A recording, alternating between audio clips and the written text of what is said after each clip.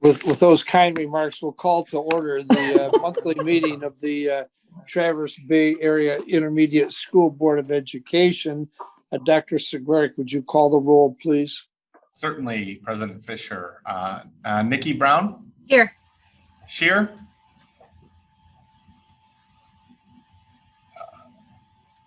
Can you unmute, Jim? Sorry.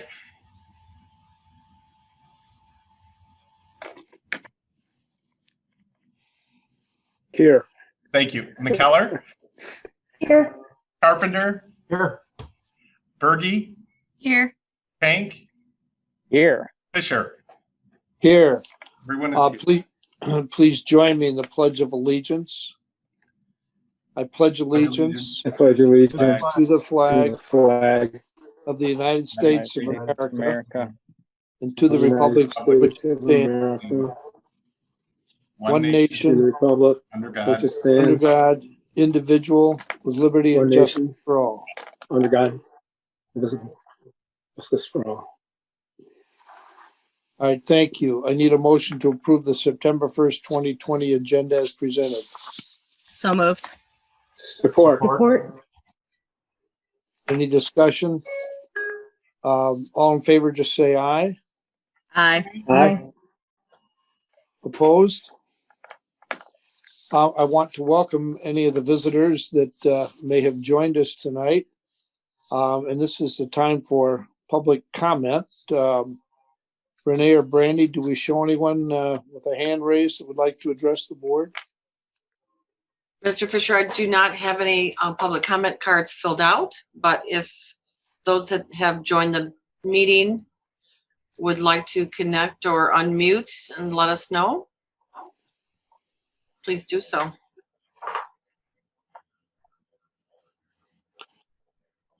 I assume nobody has done that? Not at this time. Okay, let's move on to action items. The first, of course, is the consent grouping as presented, and the recommendation is to approve it. Do I have a motion? I make the motion to approve the consent grouping as presented. Is there a support? We have a motion and support. Is there any discussion? If not, Superintendent Segurick, would you please call the roll? Brown? Yes. Shear? Yes. McKellar? Yes. Carpenter? Yes. Berge? Yes. Tank? Yes. Fisher? Yes. Motion carries. Item B, contract for Great Start Readiness Preschool Mental Health Services. Matt Olson, good evening. Good evening, everybody.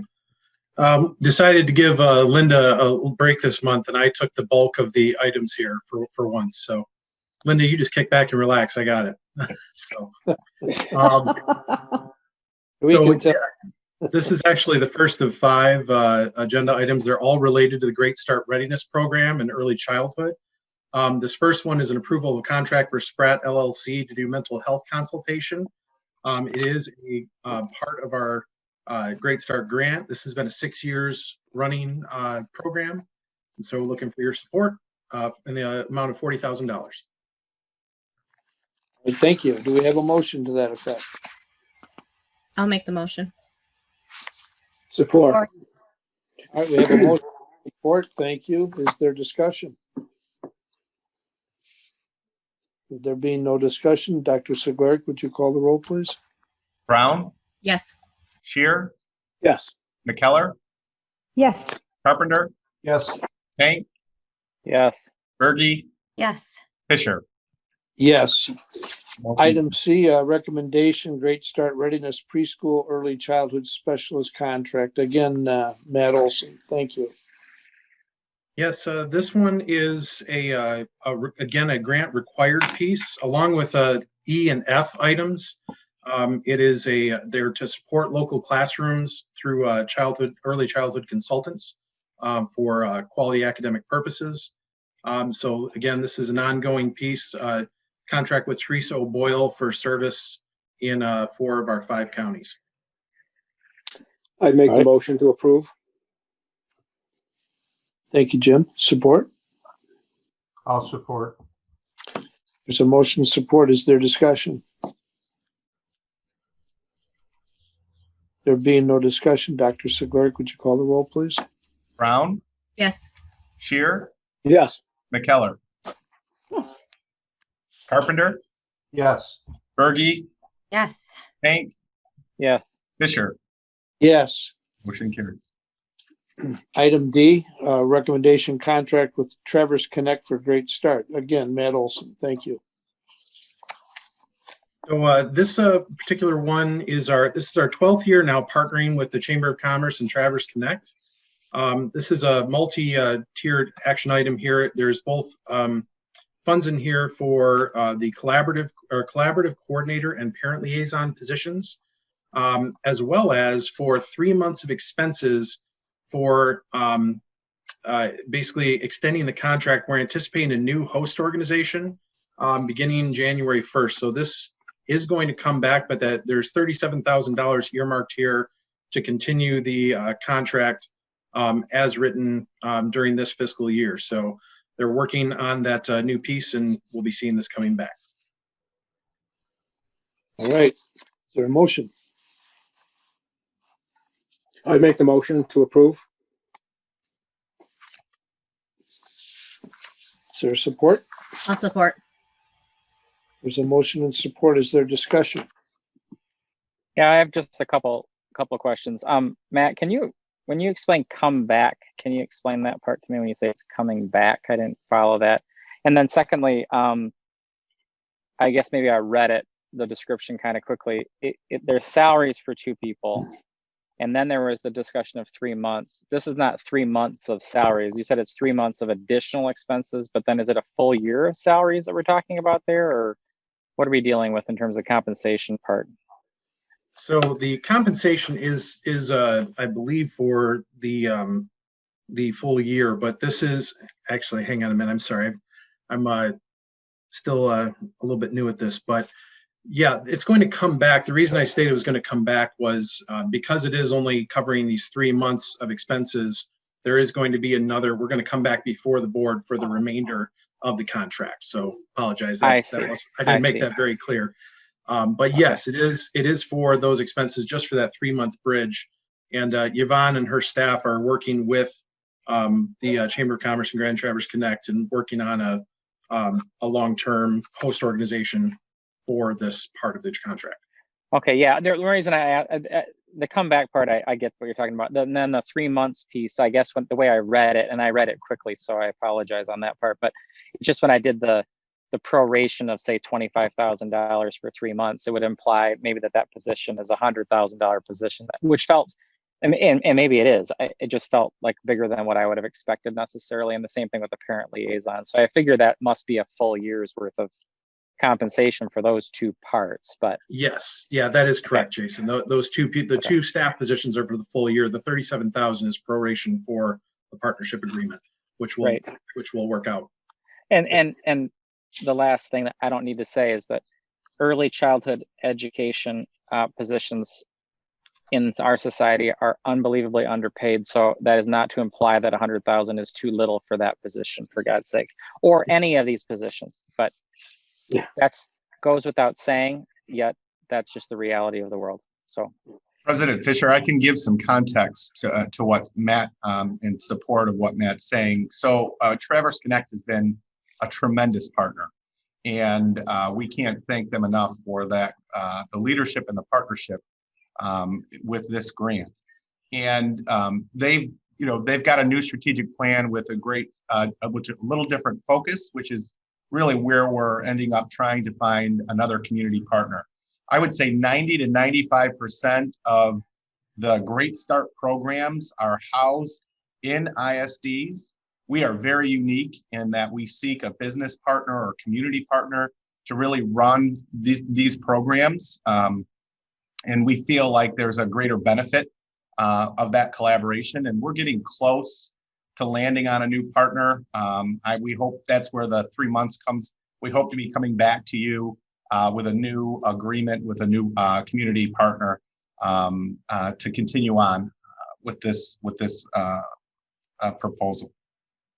now, if that's, let's say that happens, if these are in fact annual compensation pieces that we're just voting on, is there some sort, I mean, I know they're grant funded, and so it's sort of passing through us, I'm assuming, in a sense. So when that happens, I guess we're just pre-spending the grant money for the full year's worth of compensation, and then they don't have that compensation piece, nor do they have the grant money to do it. Correct. Okay, so, okay. Yep. Okay. Is there further discussion on this motion? Dr. Seglark, would you call the roll, please? Brown, Yes. Shear, Yes. McKellar. I'm going to abstain because I work for Traverse Connect. Understand. Thank you very much. Carpenter, Yes. Berge, Yes. Hank, Yes. Fisher. Yes. 6-0. Motion passes. Thank you.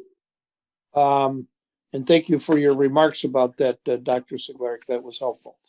Item E, recommendation, contract for Great Start Readiness Preschool Early Child Specialist. Matt?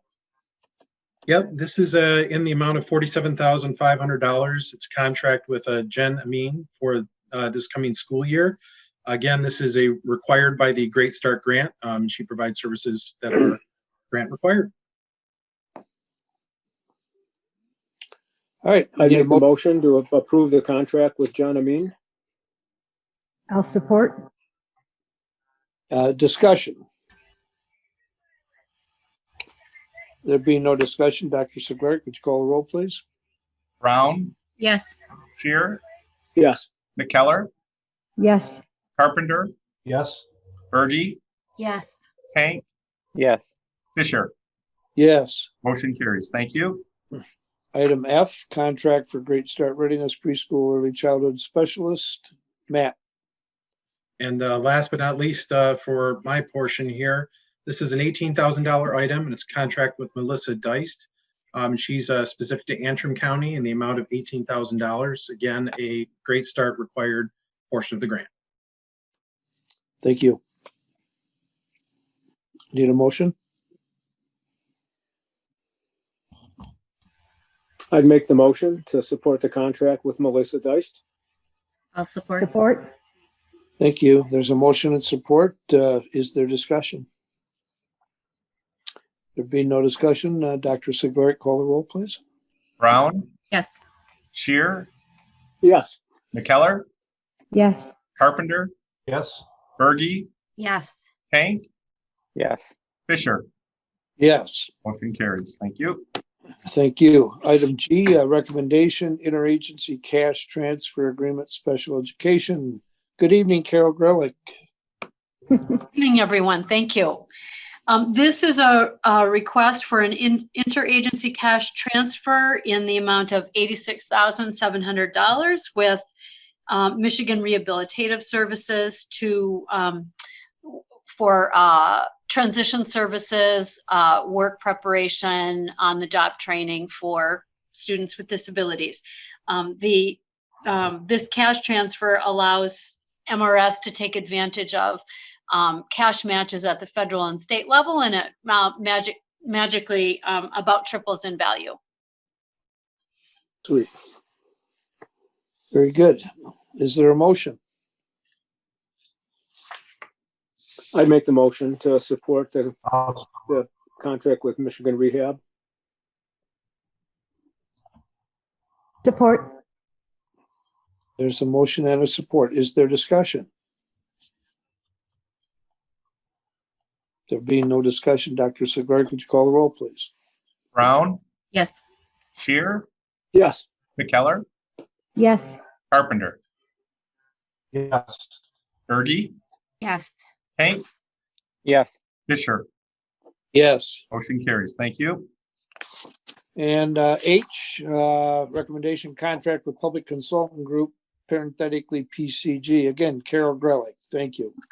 Thank you. This is a request for approval for the contract with PCG. It's an annual and longstanding contract, and they supply the Ed Plan software that allows us to use IEP software and Section 504 software for plans.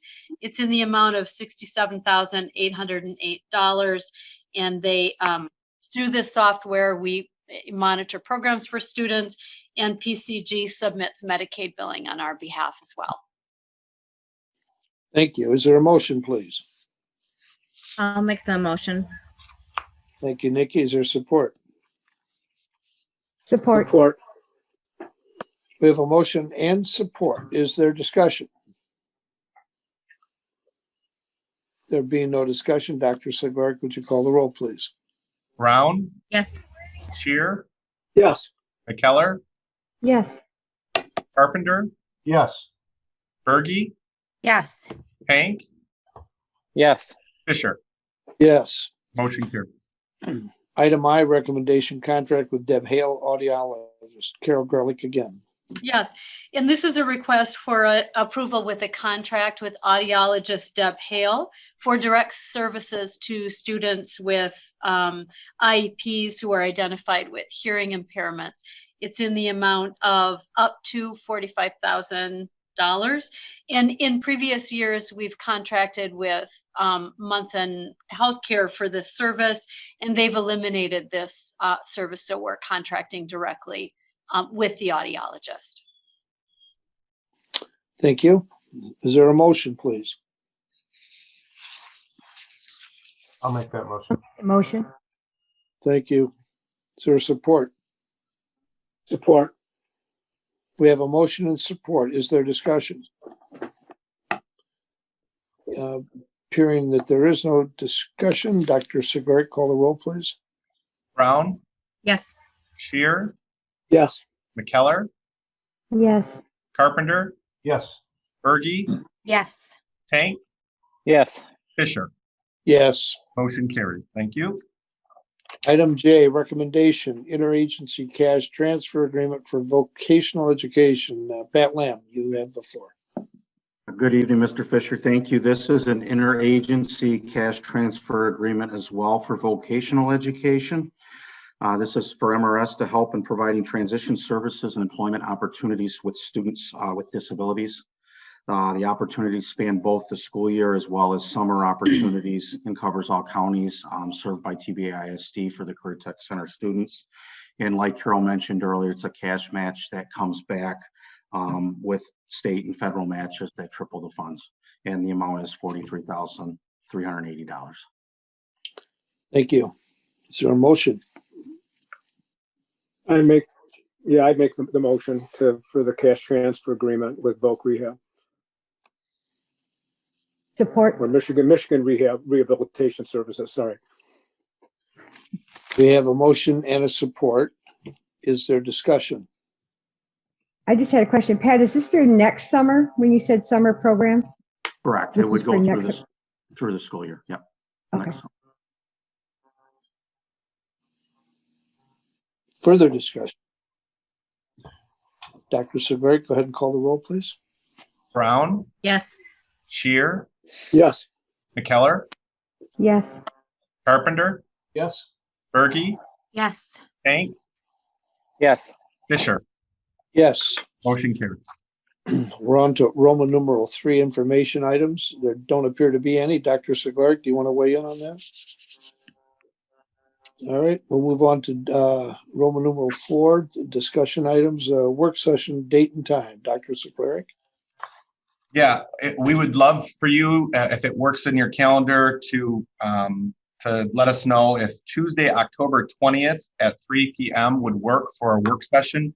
It's our opportunity for us to update the board on our budget, as well as update the board at that time.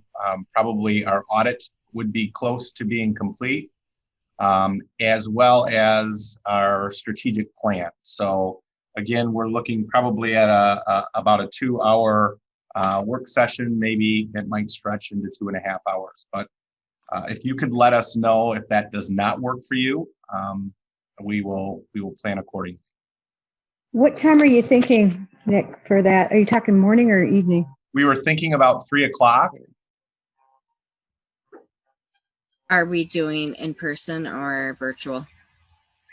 Great question. At this point, I think the executive order regarding virtual meetings is in place until September 30th. And so what I would suggest is that we schedule it for a virtual, and then if the opportunity allows us to go in person, that's something that we might be able to consider.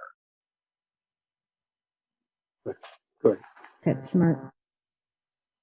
And Nick, who do you foresee possibly extending it past 2 hours? I mean, what? Again, it's I'm just teasing myself. It's okay. We can move forward. yeah. I don't believe that it would go longer than that. Okay, good.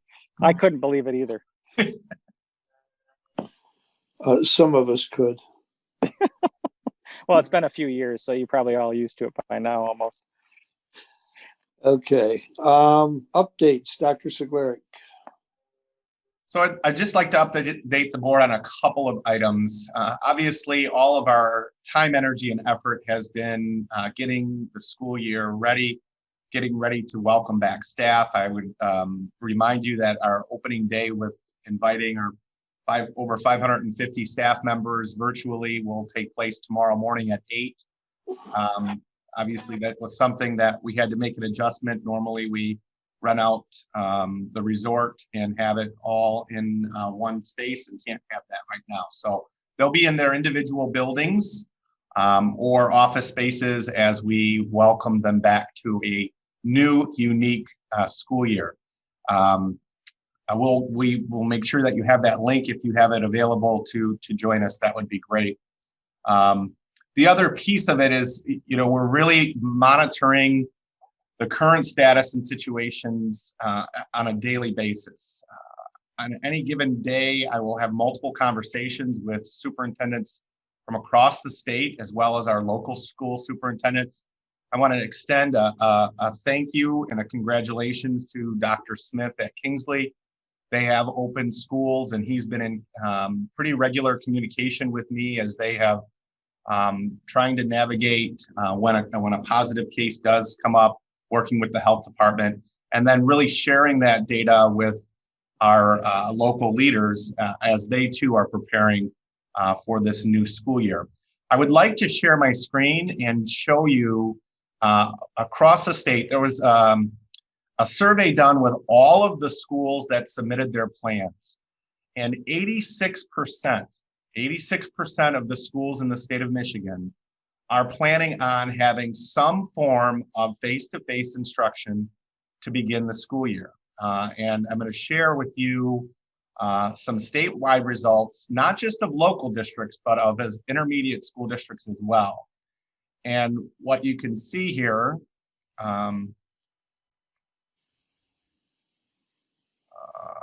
stop. Sorry about that. Let's try this again. All right.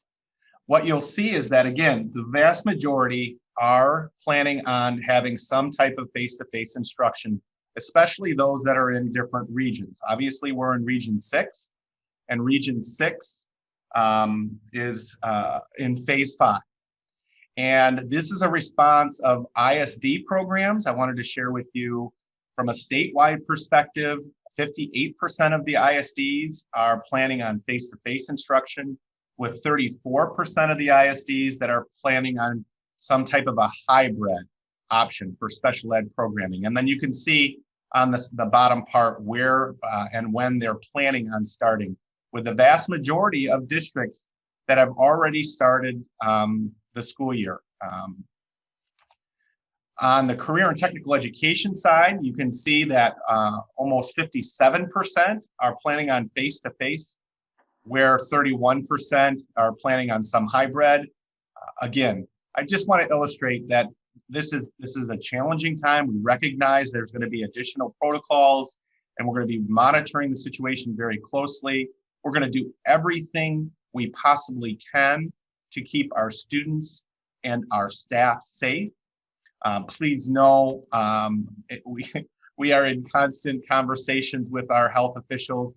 I'm so grateful for the physicians in our region and the medical directors. A shout out to Dr. Nefsi from Munson Medical, who has been on many of our school leadership calls, working with our school leaders as we navigate these waters. I also want to make it really clear, and really, it's really important, and we communicated this with our school leaders, is the importance of tracking where your students are during the school day. What we've found and what we're uncovering is that the health department's position is really going to be dependent on, and in their consultation is dependent on, the number of close contacts. They are not taking the approach where a complete school will be shut down if a single case arises in that school. The approach that they're taking, and the approach that our school leaders are taking on their advice, is that we are going to work hand in glove with them on contact tracing, identify those students and staff that may be considered a close contact, and then communicate to those individuals, recognizing there's clear HIPAA laws that we need to adhere to. So just an update, we're continuing to move forward. I also want to let you know, you've probably heard the announcement from the governor, this would have been probably a week or so ago on one of her press conferences, the partnership they have with over 4 million masks being delivered. I would like to tell you that I want to give a shout out to Linda Bilecki, who is overseeing operations, but then Jay Barclay, who's a nurse, Paul Bauer, Michael George, are all helping, because the ISDs are going to receive those masks on behalf of our locals and then distribute those to the locals. So we have approximately 11,500 masks that will be delivered to the Career Tech Center, and then we will be allocating those masks to our local districts and PSAs to make sure that they have appropriate amount of PPE as we start the school year. So just a lot going on. I'm so grateful to be a part of this incredible team. I worry a little bit about burnout with our staff, especially, you think about it, our HR staff that daily are getting calls around different assignments. I think of our technology staff that are responding to remote learning situations and remote work situations. Even we had, in the midst of all this, we had audit going on. And so our business staff have been working very, very hard. Just kudos. We have incredible people that are doing everything they can to make this a memorable and safe school year. That is all I have, President Fisher. Thanks very much. Board members, any reports or requests? I just wanted to know if anybody had thought about maybe keeping these in the morning, since we're doing Zoom and we're not having to drive as far to get to these. If we could go to the 8 o'clock instead of the 5:30 for the fall. Anybody?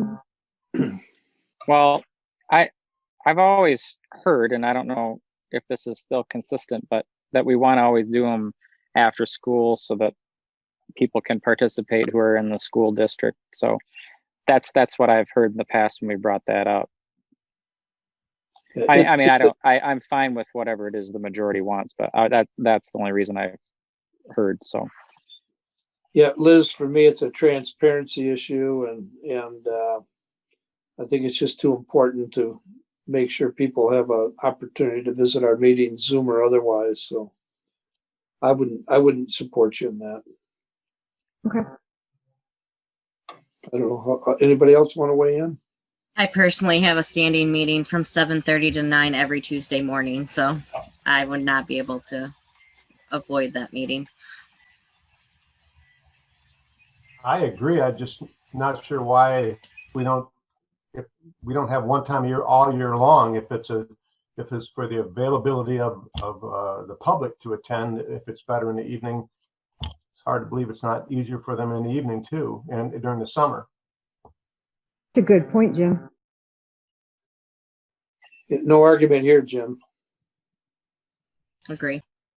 But I think the reason was when we did that years ago was because the teachers weren't working, so therefore they would be able to attend at 8 o'clock in the morning during the summer school vacation months. But I think your point's valid that most people are still working during the summer, and we probably should think about changing our times during the summer for that reason. So maybe Dr. Segler, put that on the agenda, maybe for a meeting coming up. Anything else? I just want to say something, a follow up with Dr. Segler's point about the amount of work that is piled on by the legislature, by the Department of Education. I don't know where it's coming from, but it's very difficult to understand the pressure on educators right now to try and bring a product to our students that will make sure that they don't stop learning. I always thought that they worked maybe 12 hours a day, but not 18 hours a day. And hopefully, maybe some of our local legislators will hear these remarks and maybe revisit funding. Working harder for less is also a point that I'd like to make. So anyway, those are my thoughts. Anybody else? I did have one quick question. I was curious about where we're at in the rebranding process. I know we all had our interviews a couple of months ago, and so I'm just a little bit curious if any progress has been made. Great question, Rachel. Thanks for bringing that up. Yes, we are still moving forward. I will say that our original timeline was to have a big rollout at opening day. And then a pandemic hit. And we didn't think that it was probably wise during this time to be able to do a really large system-wide change. So part of our work session will be to review what that timeline and plan might be. What I will say is that the committee has done a tremendous job and working with the consultants, Nick and Emily. They've done really, really impressive work. And so we're going to be excited to share where they're at and then how we might move it forward as well. I will also say when you're talking about rebranding, if it does come to a name change too, it does involve the State Board of Education and some more legal type issues as well. So we're in the process of trying to work through those. Thank you. Anybody else? Dates to remember: tomorrow, 8 a.m.